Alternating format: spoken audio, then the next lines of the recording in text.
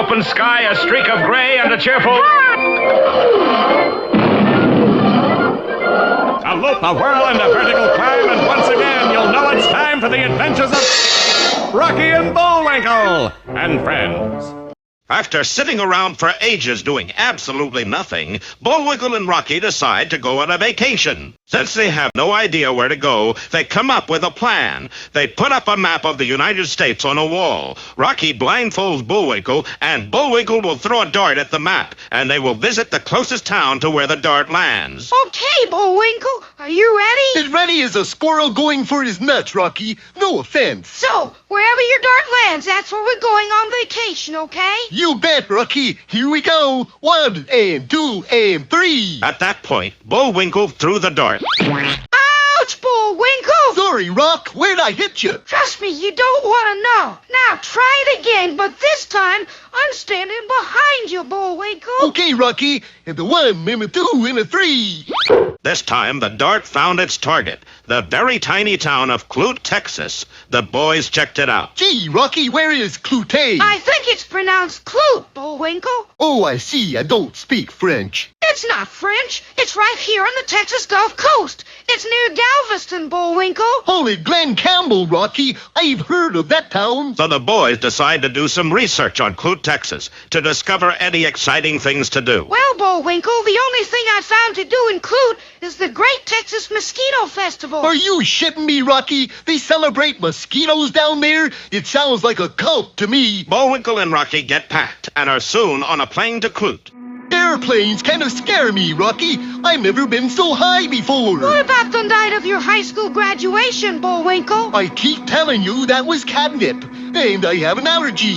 The plane's pilot greets the passengers. Greetings to passengers from Clute Airlines. This is your captain speaking. We have long flight to Clute, so feel free to stretch legs, get on Facebook, or maybe place lunch order. Just don't bother me because it's almost time for my nap. Enjoy flight. Hey, Bullwinkle, did that pilot sound familiar to you? He wasn't being familiar, just courteous. As usual, our unsuspecting heroes never seem to recognize that fiendish villain, that arch enemy of good, Say the name. the master of deceit. Say the name. Okay, Boris Badenov. Ta-da! The one air hostess serving passengers was not really an air hostess, but the evil partner of Boris Badenov, Natasha Fatale. Hello, darlings. Could I interest you in some soda pop, peanuts, coffee, or arsenic?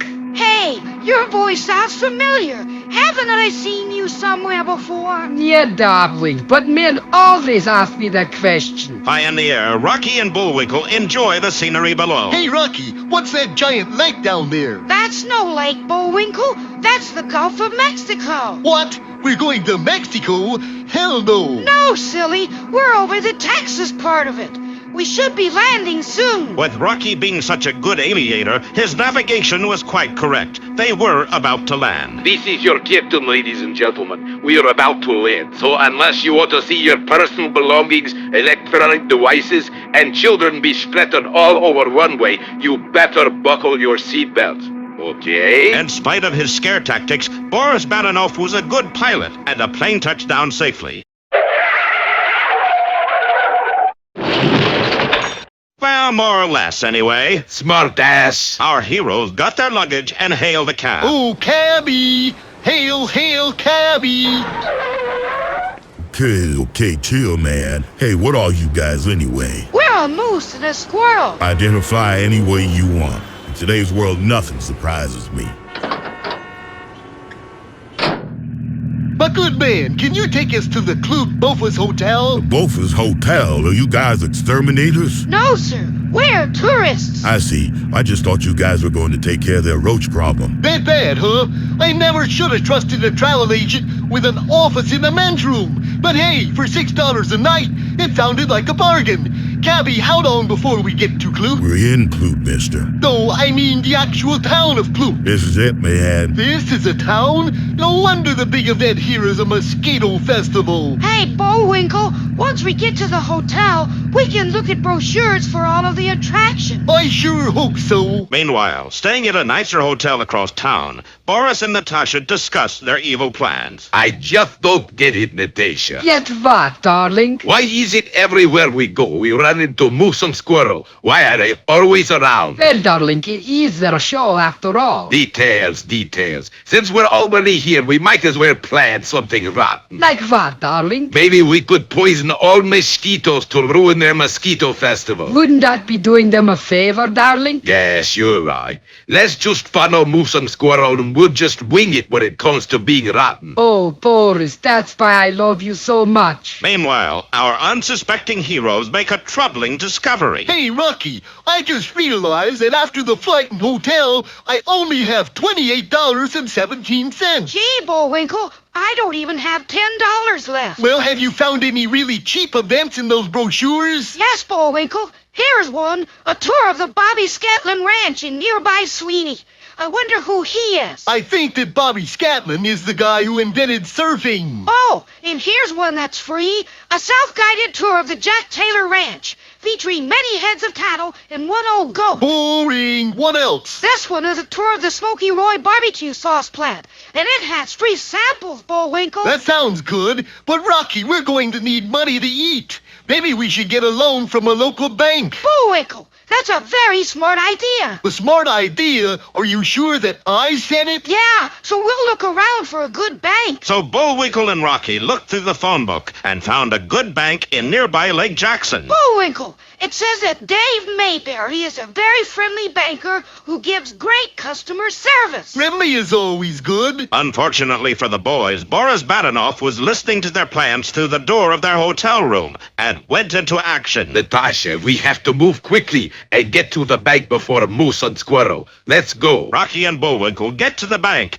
and are directed to the office of Dave Mayberry. But sadly for our heroes, the real Dave Mayberry was out to lunch, and that master no-good-nick Boris Badenoff disguised himself as that man. Hello, folks. I'm Dave Mayberry. May I help you? Yes, sir. My name is Bullwinkle Moose, and this is my buddy Rocket J. Squirrel, and we'd like to take out a loan. Okay. Here at our friendly bank, we love to make customers happy. How much would you like? Well, we're tourists here for a week, and we need about $500 to cover our food. Only $500. I won't hear of it. How about $10,000? That way you'll eat like kings. That's way too much, and we don't have any collateral anyways. Collateral schmatteral. You boys look honest. Here, take 25 grand. Now, go have fun. Hokey smoke! Don't we have to fill out some paperwork? No, you lucky boys. You came in on our annual no paperwork day, so go enjoy yourselves. Gee, thanks, Mr. Mayberry. So Rocky and Bullwinkle went out to enjoy a great lunch, not knowing that Boris Badenoff had robbed the bank's vault to give them that money, and was, at this very minute, calling the police to get our heroes in trouble. Hello, police. I just wanted you to know that moose and squirrel named Bullwinkle and Rocky just robbed my bank of $25,000. You will find them in restaurant and mall. The police immediately sent out officers to pick up our hapless heroes. Well, you know, boys, having a good lunch, are ya? Yes, officer. Care to join us? No, can't. I'm Sergeant Sean O'Leary, and I'm on official duty, you see. Are you Bullwinkle Moose and Rocket J. Squirrel? Yes, sir, we are. Would you like our autographs? Oh, to be sure, but after we get to the station, bring 'em in, boys. The officers escorted Rocky and Bullwinkle back to the police station and put them in a cell. Okay, you guys, in you go. See you later. Gee, Bullwinkle, I think I figured out what happened. That we're really in a YouTube video prank? No, Bullwinkle. That man at the bank wasn't really Dave Mayberry. He was an imposter who wanted to get us in trouble. What a mean man. What are we gonna do, Rock? About an hour later... I said about an hour later... Hey, where is the Harp-Glissando sound effect? I'm sorry, boss. I overslept. All right, are you ready now? Yes, sir. Okay. About an hour later... The officer came back to the cell. All right, you guys free to go. But, Sam... Got bailed out by a local retired attorney named Deborah Houston. She included a note. It says, Dear Rocky and Bullwinkle, I love your show. Here's $500 to cover your meals. Enjoy your stay in Clute. Well, Rocky, that Deborah Houston is a wonderful, kind-hearted lady. We should mention her in one of our shows. I think you just did, Bullwinkle. Oh, yeah, I forgot. I guess I'm just a big dummy. And so, the big dummy, Bullwinkle and Rocky go back to their hotel. Now we can go finish our lunch and see some local sights. What does that brochure say, Bullwinkle? Well, Rocky, in Lake Jackson, there's the Tommy Ward Surprise Gardens. Gee, that sounds nice. What is it? It seems that if you go to this Tommy Ward's house and pick any flower you like, he will surprise you with a shotgun loaded with rock salt. That sounds dangerous. Yeah, probably is. Here's one in nearby Angleton, the George Ann Morton Williams Mountain of Beer Cans exhibit. Where is that, Bullwinkle? In her backyard, Rocky. According to this news article, it is the only stack of empty beer cans tall enough to be seen from the moon. Wow! Anything else? There's the Pam Denton Cutler Mystery House, where all visitors are treated to coffee and cookies. That sounds nice, Bullwinkle, but why is it called a mystery house? It's a mystery because she refuses to give her address publicly. You have to find the place on your own. Well, we don't have too much time for guesswork, Bullwinkle. Is there anything else? Well, there's the David Flowers School of Drumming.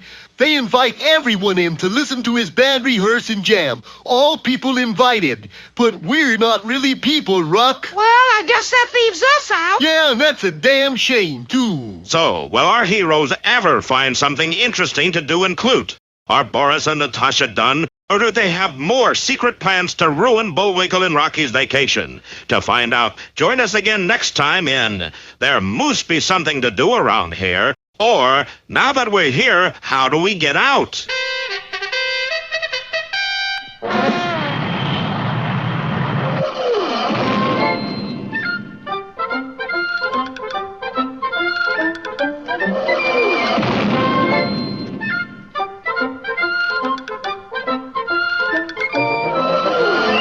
Texas comedy can be addictive. Use only as directed.